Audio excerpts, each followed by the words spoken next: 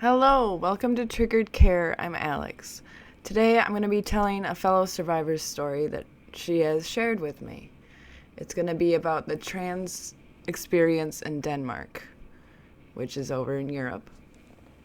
So I had a very good chat with her, and she's a trans woman. She shared some very valuable knowledge with me that honestly blew my mind, and I'd like to share that with you. First, we need to discuss the differences between a gatekeeping clinic and an informed consent clinic. When a person comes out as transgender in Europe, they have two options for hormone treatment and therapy. Some countries only have one option, which means you have to have the resources and time to travel to a different country to receive different treatment. First, let's talk about informed consent clinics, which are not available in Denmark. Informed consent clinics work like so.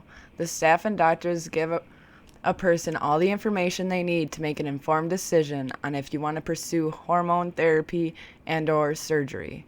Then you sign off on a document saying that you understand the effects of hormones and/or surgery, and then you receive treatment. Sometimes there's a thinking period of a month where you can take your time making the decision. Next, I'm going to explain what gatekeeping clinics are, which is the only option if you want to receive treatment in Denmark. Gatekeeping is a bit different than informed consent. In a gatekeeping clinic, you are not the one who decides if you get hormone therapy.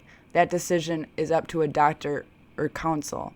My friend describes it as an undercover conversion camp, where these professionals try to convince people that they are not in fact trans, only very mentally ill.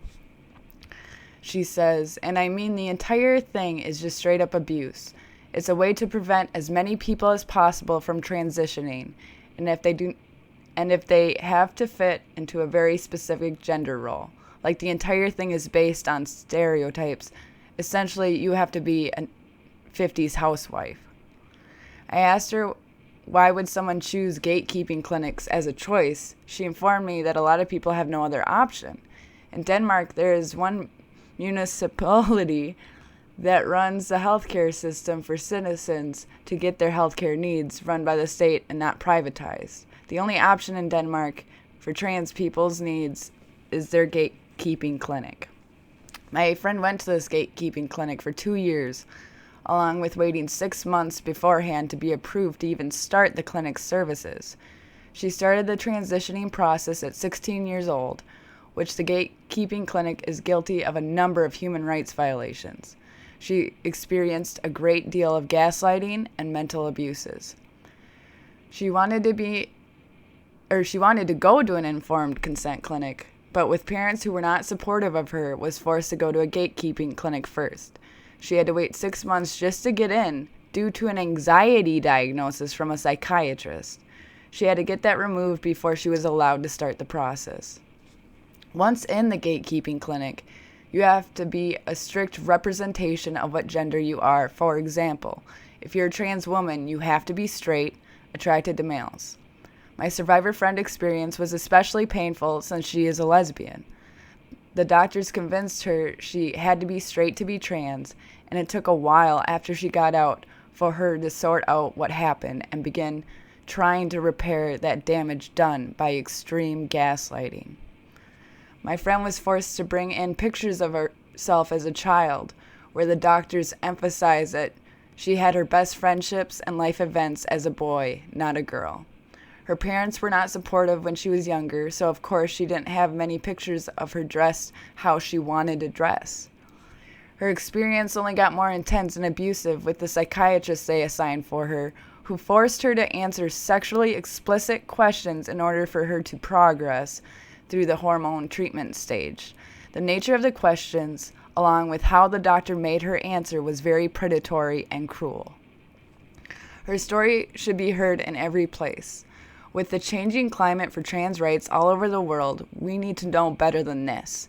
I am happy to say the gatekeeping clinic she was forced to go to is being shut down, and they are trying to figure out a replacement for trans people's need in Denmark. My friend got to receive informed consent treatment finally after years of severe sexual, mental, and emotional abuse, located in the United Kingdom. She is still recovering from years of gaslighting she received not only from the doctors and staff at the Gatekeeping Clinic, but also from her parents who forced her to go to that clinic first.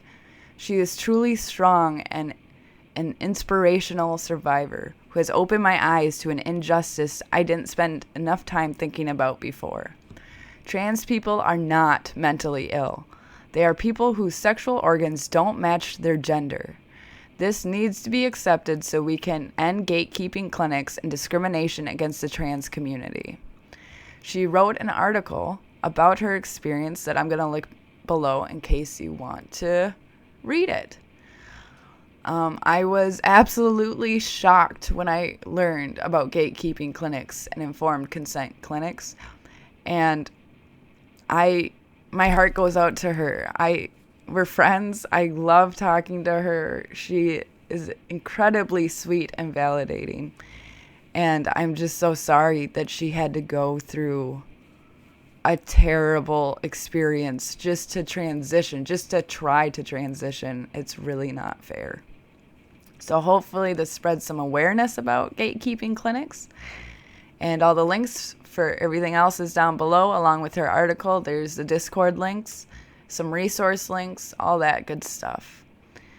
I hope y'all have a good one.